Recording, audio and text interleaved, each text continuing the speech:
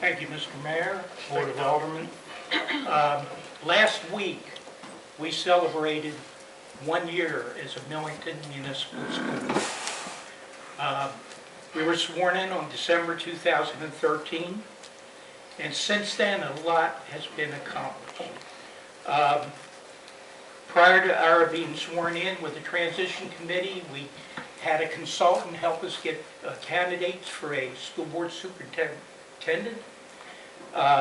We had 8 outstanding candidates, took 2 screenings, and we selected Dr. David Roper. He's a veteran of 2 jobs as superintendents, both in Birmingham, Alabama and Elizabethtown, Tennessee. At the time, he was working in Middle Tennessee State University training teachers. As a matter of fact, if you look at the present statistics, Middle Tennessee is considered the top teacher training school in the state. We started out by renting office space over in Veterans Parkway, about 1,200 square feet. We had 3 used desks, 4 used chairs, a couple used file cabinets, no telephones, no computers, and no internet. Dr. Roper was thrilled when he arrived. Since then, we've done a lot more. We've written 257 and approved 257 policies for the school board. We signed an agreement which was negotiated in part by Mr. Perkins for school buildings, which we received 4 buildings, E.A. Harold, Millington Elementary, Millington Middle, and the high school, at a cost of $230,000, a little more than $230,000 a year for 12 years. Many obstacles were placed in our way. Shelby County Schools hired and transferred away 3 of our 4 principals that we had hoped we would have. Many existing teachers, administrative staff, particularly in the high school and the middle school.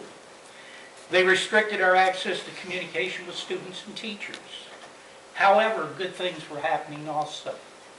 One good thing was, is the city of Millington, particularly the Board of Aldermen, provided us at, well, I'll say no cost, $1 a year for what, 40 years? A building to have our central offices in. Considerable savings if we'd went another way. We are presently using the first floor, approximately 8,000 square feet, and I invite anybody to come over. I think we have a very nice looking building over there. The City of Millington also provided human resource services, payroll services, and allowed us to tag in with our few employees that we had at that time on the insurance of the city until we were able to set up our own program. We heard the voice of the students, the parents, and the school staff about the food at the schools.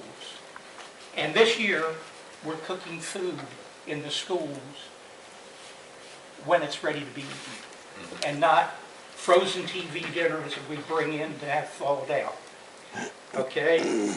We qualify for the federal school lunch service, which provides breakfast and lunch at 0 cost for all students, not just those who are below the poverty. Every student in Millington gets a free breakfast and a free lunch. We now have less waste because the food is better, and we have better food service due to the hardworking staff of our cafeteria staff. We hired 3 new principals to take the place of the 3 which were, I'm not a politician, so which were hijacked from us. We hired 3 new principals, and they went about the task of completing their staff and filling teacher positions. Dr. Roper was able to hire a core staff of 3 permanent, 3 temporary people, and then working with the other municipalities, we were able to establish our own insurance network, which allows us to self-insure among the municipalities for medical, dental insurance for all of our employees at a considerable savings than if we'd had to go the other way. Also working with the other municipalities, we were able to establish several areas of shared services. When we do shared services, we only pay 1/10 of the cost of those positions to get the usage of it. It's a very great sharing saving for us. We will get 2 bell times for EA Herald. On August the 4th, we launched our first school year. With funds negotiated from Shelby County, we're in the process of re-roofing the gym and the 9th grade academy, which had had maintenance deferred for several years. And to put it blankly, they lived like a sieve.